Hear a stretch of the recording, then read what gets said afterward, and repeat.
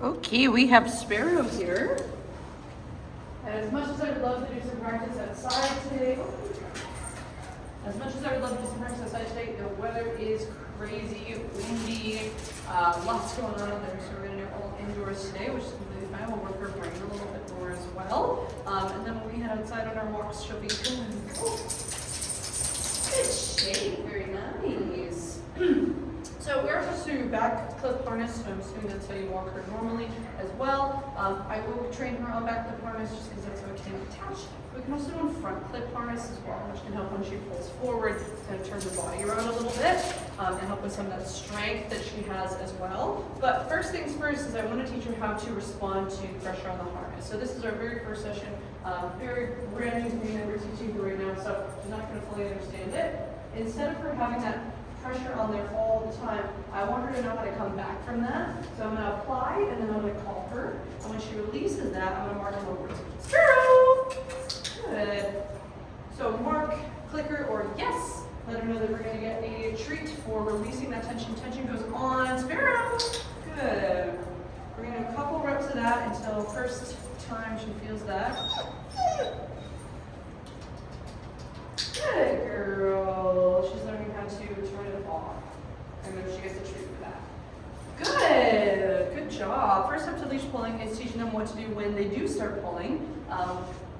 Good. Which should be to not continue pulling and check in with you as well. So we need to have a good response to that before we get any real loose leash walking skills, because we need her to be able to know to not just continue pulling towards something she wants as well. Good job. I also like that she's choosing to sit next to me. I was very hand pouch just for her focus.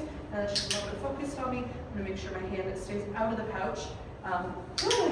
And then I only go in there to get the treat after I mark the reward. Good girl. So only two things we're working on right now is her knowing to come back from that leash pressure. If she's walking in front of me, good girl, that's pretty nice. If she walks in front of me, I'm going to stop, become a tree, hold that pressure. I can even do two hands just to be a little bit stronger. Hold pressure, I can walk back a couple steps as well. And then I'm going to mark and we're going to treat for when she releases the tension. Not when she comes all the way back, but just this tension here.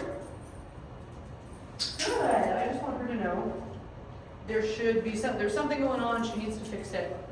Needs to come back, get a reward, and there's no tension on there anymore either. Good girl. Because sometimes our dogs pull so much, they just get so used to that tension, and it doesn't really mean anything to them. So I want to make sure that it means something to her. Good girl. Good. And I also want you to be good about communicating.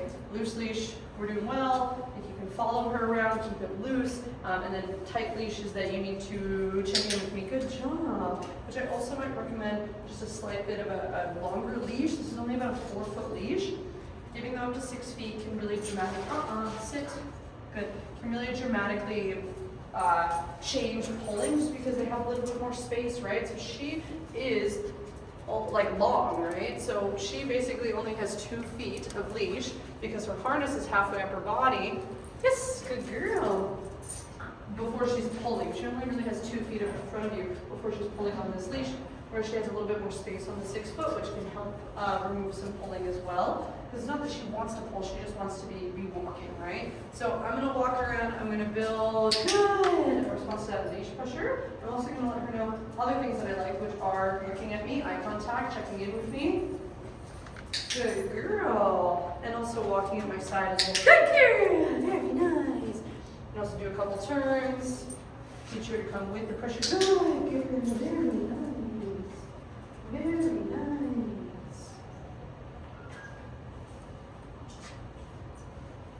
Good girl. So she's eating something, so I didn't apply any pressure because she's busy doing something right now, right? And that should be the same thing on walk.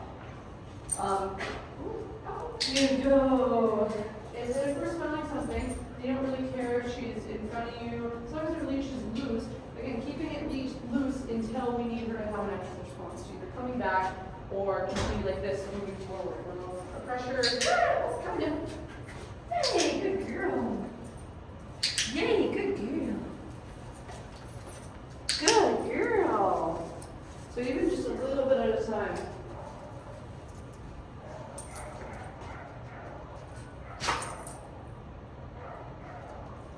Good girl. That's good too when she drops it and teaching her to check in with me after she finds something interesting. Good girl. And build up these skills with low distractions, so then when we get to the high distractions, she's going to be able to still follow through. Good girl.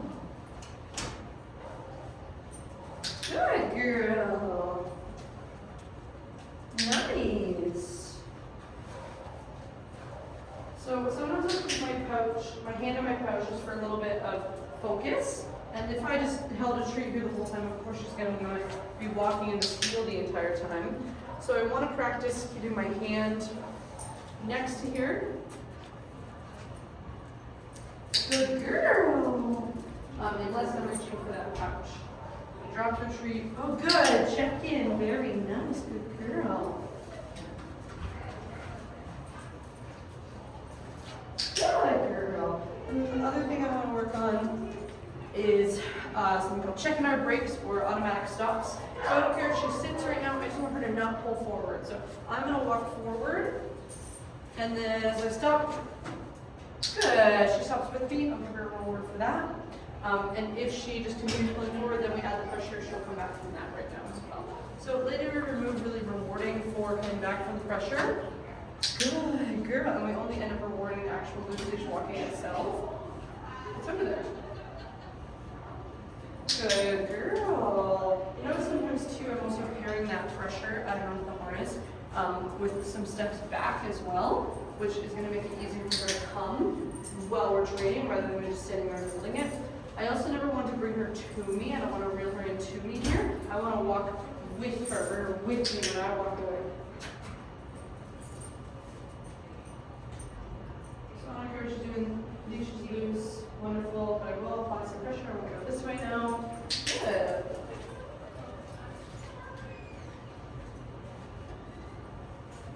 Good girl. So there's a distraction. She looked away from the distraction for a moment. I was really proud of her. I marked with the clicker. She said that she wasn't interested in that. She's interested in this dog. So I'm holding this pressure. I'm going to walk it nice.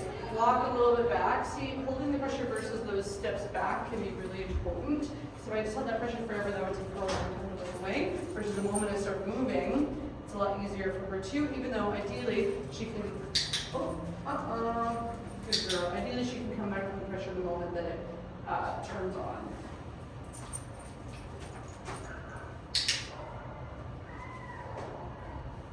Maybe. Well, we're going to keep working on that. We're not going to go outside because it is just windy galore. Not going to be able to get anything up there. The treats are just going to fly away. We will see. I think we have some more videos coming, so we'll see you next time.